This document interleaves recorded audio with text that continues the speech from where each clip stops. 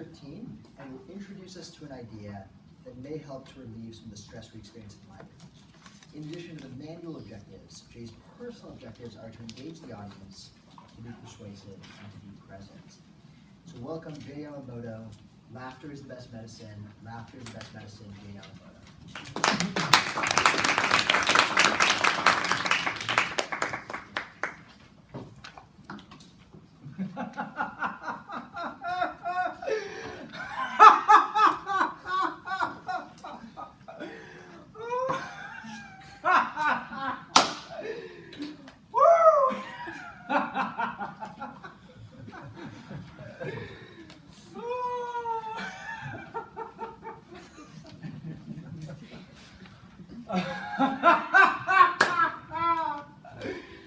Woo! Ladies and gentlemen, what I just demonstrated was a little slice of laughter yoga. Last year, a friend of mine had told me about this new class he discovered, which I thought sounded absolutely ridiculous. This thing called laughter yoga. But the way he convinced me was that he said it gave him this amazing feeling of fulfillment and peace. And this is a guy who has had a meditation practice for years. So I thought, why not check it out? On a Monday night at the Oakland Kaiser, we showed up a little early, and the instructor greeted us and said, "Hey, it's so good to see you again. Thank you for bringing a guest." And she asked me, "Is this your first time?" I responded, "Yes." And she said, "Well, it's so great to meet you, and can't wait to get started." We helped her finish setting up the room as people began to trickle in. By the time the meeting started, about 15 people were there that ranged in age from early 20s to late 70s, with more people in their later years of life that were there. I don't know if that's because people who are older in life have more to laugh about, or they have more time to laugh, or they just realize how absurd life is and need a great place to release that laughter. Either way, I was curious to check it out. So the instructor introduced herself and said, "Good evening, everyone. My name is Liz. I've been a yoga laughter instructor for years now." And she began to break down the history of laughter yoga. By show of hands, how many of you have heard laughter is the best medicine? So I just wrote it down on my title. Dr. Kataria, the founder of Laughter Yoga, got together with 4 members on March 13th, 1995 at 7 in the morning in a public park in Mumbai, India. Just 5 people. They got together and started laughing to the amusement of all the bystanders. By the end of the day, there was 50 people in the group. The format started off with people who assembled in a circle, and one person would go in the middle and tell a funny story or a joke, which was great until after 2 weeks when the stock of jokes all ran out. And then they started to turn nasty and hurtful. And 2 participants of the group actually were very offended. And they approached Dr. Kataria and they said, "You know, I think it's just better if we discontinue this group altogether." And he insisted that they give him a day to find a breakthrough solution. So he went home later that night and paged through his research and discovered that there was really no difference between fake laughter and real laughter in terms of the happy chemistry that your body experiences.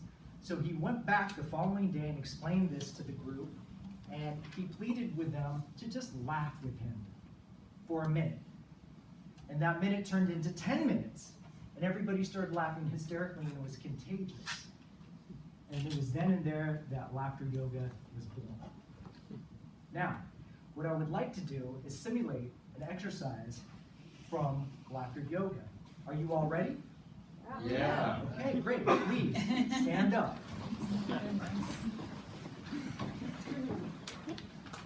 Let your arms drop to the side. Shake them out a little bit.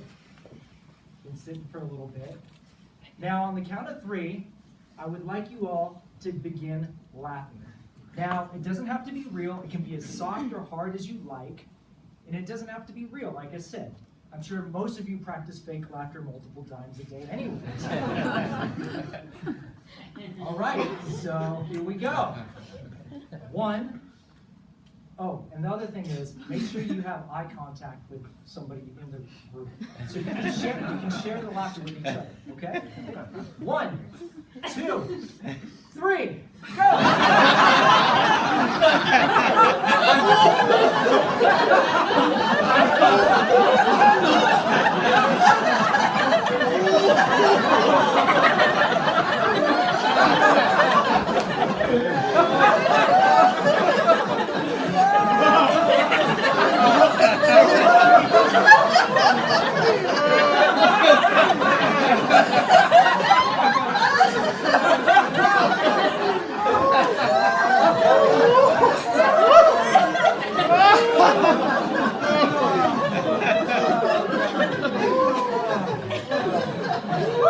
Yes! That was fantastic! Let's give yourself a hand.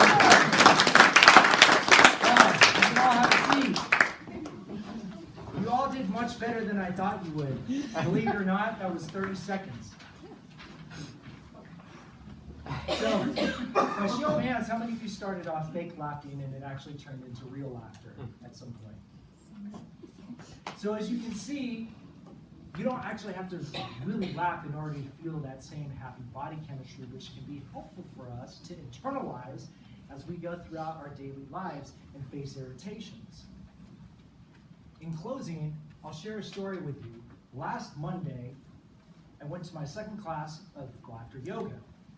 After the class was over, I caught the Muni to get back home, which was fine all the way up until we got to Powell Street Station.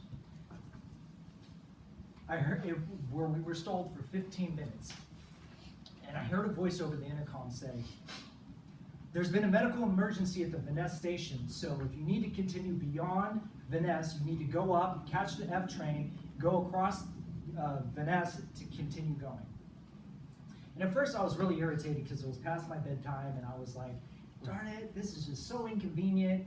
Then all of a sudden, I felt the urge to laugh. Not at the person with the medical emergency at the next station, but at my situation. Objectively, it was an inconvenience.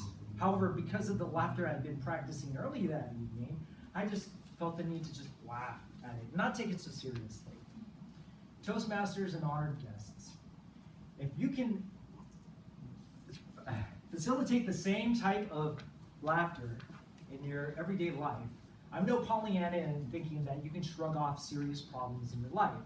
However, if the next time you experience an inconvenience and you just laugh it off, perhaps maybe we can all not take life so seriously and maybe, just maybe, live a happier life.